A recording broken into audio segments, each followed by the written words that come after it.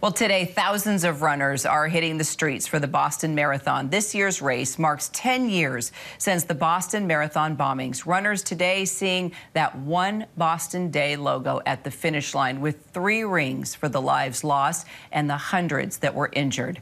But this year's race also notable for one of the elite participants. Eliud Kipchoge, widely considered the greatest marathoner to ever live, just a few months off of breaking his own world record, running the famously difficult course for the very first time. Well, for more on this year's race, let's bring in Meb Keflezighi. You know him. He's the last American man to win the Boston Marathon in quite an emotional race just 1 year after the bombings. Meb, it's so great to see you. Thanks for being with us. Thanks for having me. Great to be with you. Oh, it's a pleasure. You know, let's start with the big one. Everyone was watching, Kipchoge to win today, right? But he fell behind, finishing in 6th place, only his 3rd marathon loss ever. For those of us who don't always follow marathons, talk about how big of an upset this was, and how did you feel about it?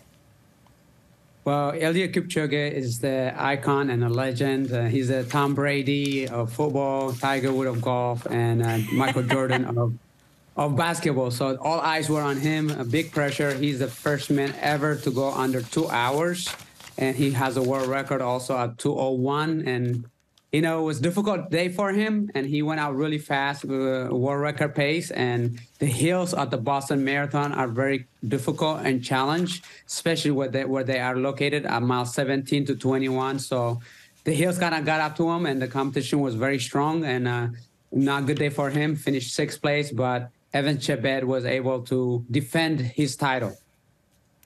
Well, clearly Kipchoge is disappointed with today's race, but he's only a couple months off of setting the marathon world record. So do you think we'll see him back in Boston?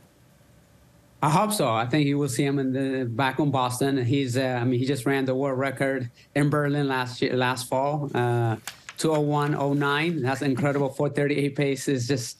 So he's not going anywhere. It was not his day. This is his 3rd defeat, as you alluded to.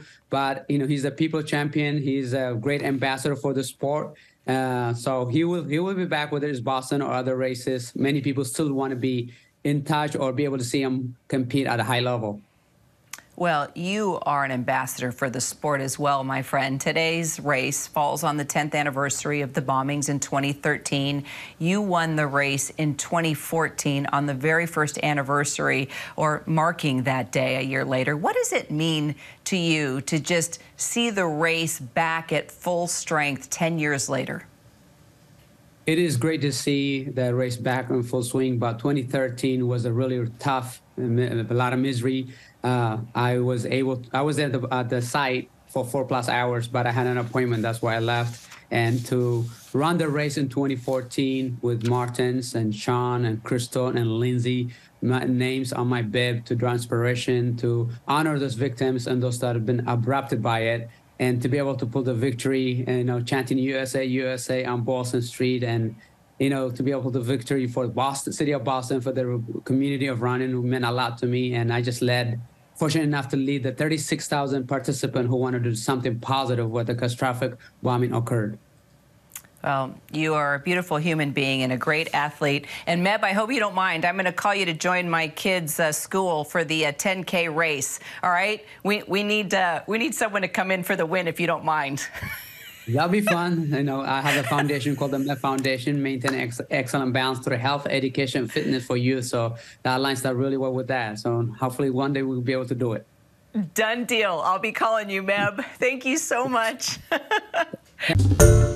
Hi, everyone. George Stephanopoulos here. Thanks for checking out the ABC News YouTube channel. If you'd like to get more videos, show highlights, and watch live event coverage, click on the right over here to subscribe to our channel. And don't forget to download the ABC News app for breaking news alerts. Thanks for watching.